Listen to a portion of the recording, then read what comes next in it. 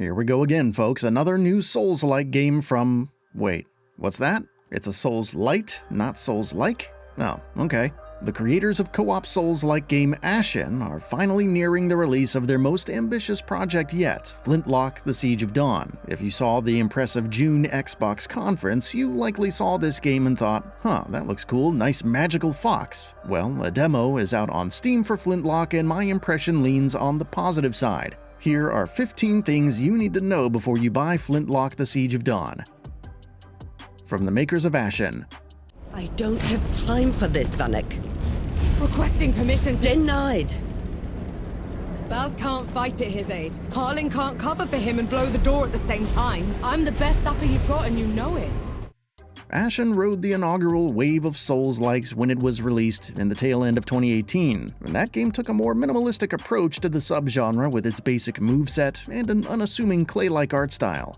And the entirety of Ashen could be played with a partner via co-op. Because of A44's history developing Ashen, they have the experience necessary to craft a larger Souls-like game. It would be really cool to see Flintlock eventually get the dedicated co-op treatment that Ashen had, but it's an entirely solo affair for now. It's a Souls-lite, not quite a Souls-like. Flintlock aims to be less punishing than its FromSoftware inspiration. For one, the gun combat really makes getting out of a tough situation more feasible with the ability to quickly get out of harm's way using the numerous mobility options afforded to you. Flintlock makes the experience more approachable with 3 difficulty settings: story, normal, and hard. The most striking difference from its Souls counterpart is the way the story is told. All set!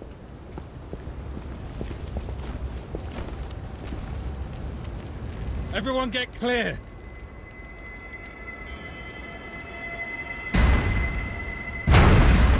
Falls below.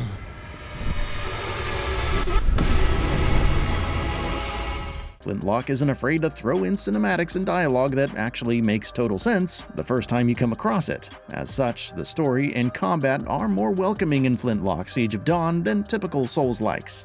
Has familiar Souls Bonfire system.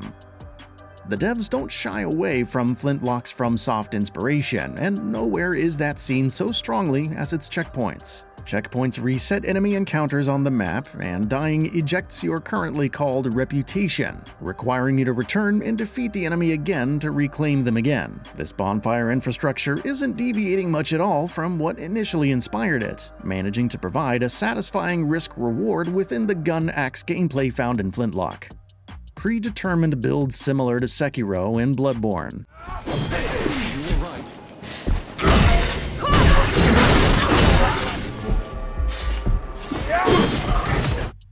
Want to break the game using a crazy build the devs didn't originally intend? Well, that probably isn't possible in Flintlock.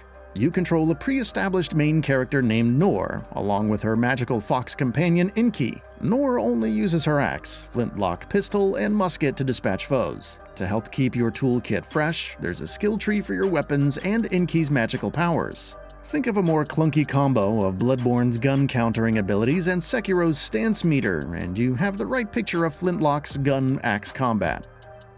Movement is quick but floaty.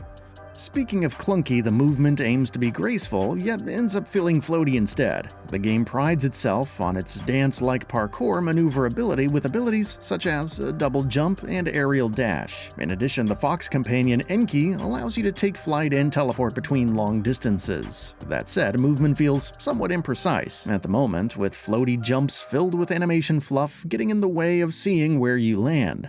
There's no reliable way to block attacks in Flintlock, so dodging and dancing around your enemy is the core method of defense. I hope it's just me settling into the feel of the game's groove, and this imprecision isn't something that keeps people from enjoying it. That being said, this game is very heavy on parrying, so you can always go that route to avoid getting hit if evasive maneuvers prove too janky to rely on.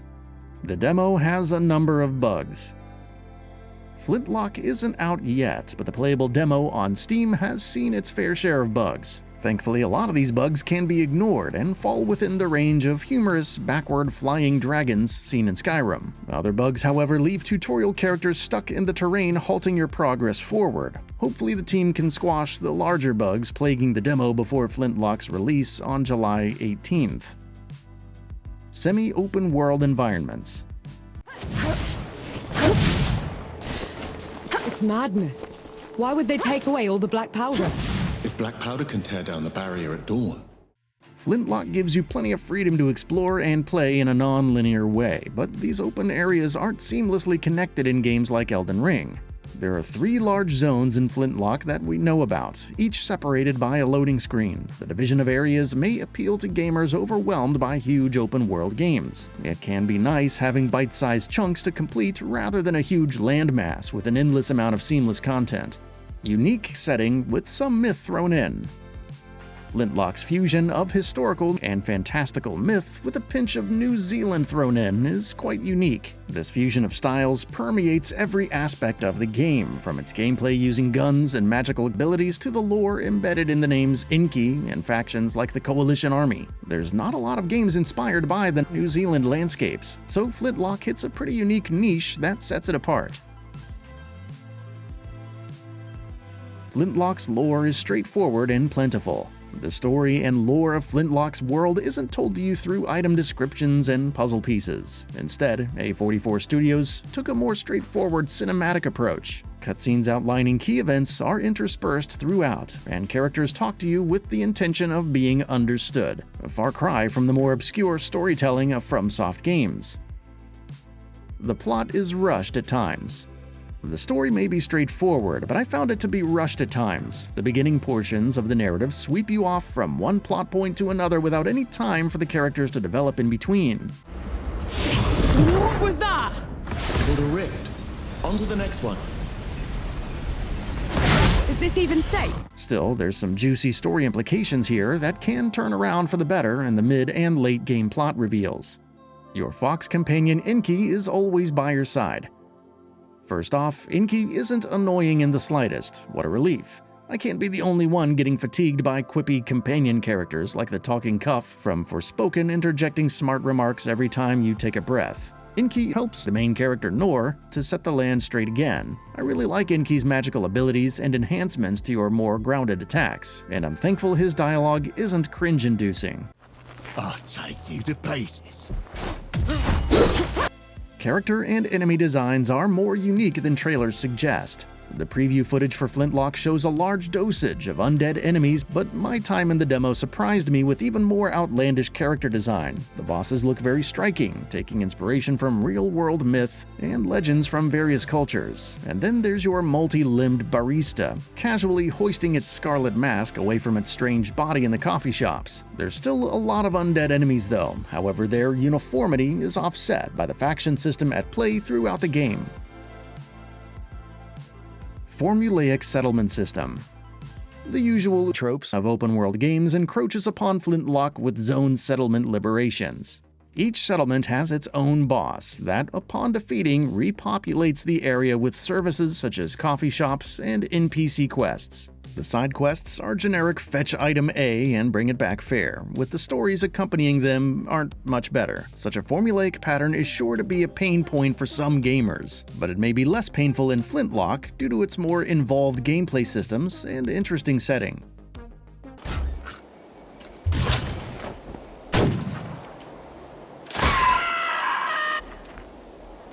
Tabletop card game offers a nice diversion. And of course, what better setting to have a card game in than Flintlock's mythical fusion? Yes, there's a fully fledged card game within the coffee shops of Flintlock, and they're quite fun. While not as involved as The Witcher 3's Gwent, it offers a fun diversion from the usual action-oriented gameplay. The blackjack-based game has some issues with AI making poor decisions on turns, so hopefully this minigame gets patched at launch to provide a more balanced experience. Is a single-player only game and not a live service. Last but not least, we can't end this list without mentioning what a relief it is to see Flintlock releasing as a standalone single-player experience with no live service stuff. The base price is $39.99, with a promotion on Steam for $35.99 until the game's release. Flintlock may be worth checking out if you want a straightforward action game with no strings attached. And that brings us to the end of the video. A quick request: we upload new videos every single day, and if you like what we're doing, please consider subscribing. It really helps us out. Also, don't forget to enable all notifications by clicking the bell icon so that you can receive daily video updates. Thanks for watching.